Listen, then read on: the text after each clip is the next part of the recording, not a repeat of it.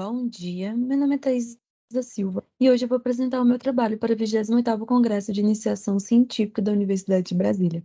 O título desse trabalho é Desenvolvimento de Métodos de Análise de Medicamentos Hipoglicemiantes, Titrimetria Instrumental, Separações e Espectroscopia, orientado pelo professor Carlos Martins Infante Córdova.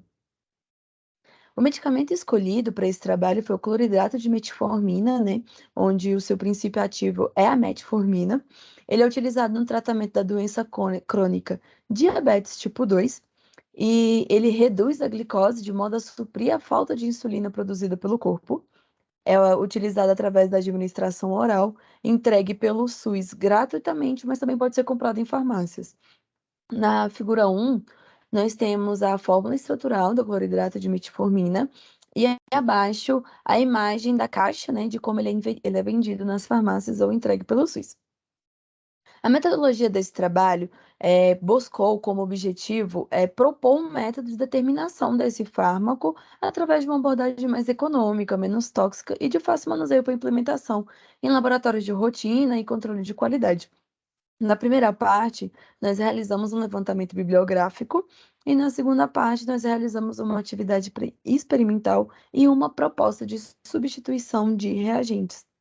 Ao lado, vocês podem observar a forma que foi estruturada a nossa atividade experimental.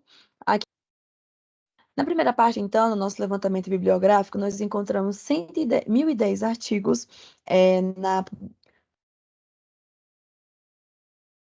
Na primeira parte, então, no nosso levantamento bibliográfico, nós encontramos 1.010 artigos na base de dados Web of Science dos anos 2000 a 2022.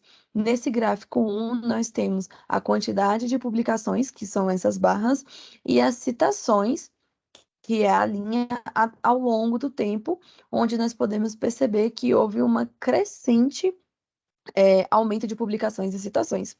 Dentro desses 110 artigos, nós temos uma categoria chamada Química Analítica, e nessa categoria existem 130 artigos que foram classificados em subcategorias, sendo a maioria, 42,6% desses artigos, utilizado para métodos bioquímicos.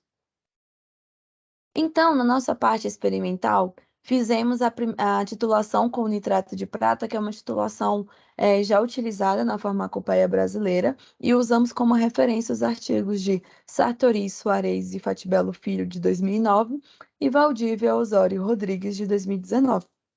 As retas, antes e depois do ponto de equivalência, não tiveram uma linearidade muito boa, e a gente percebe que é possível ter uma série de erros, porém, os resultados foram aceitáveis.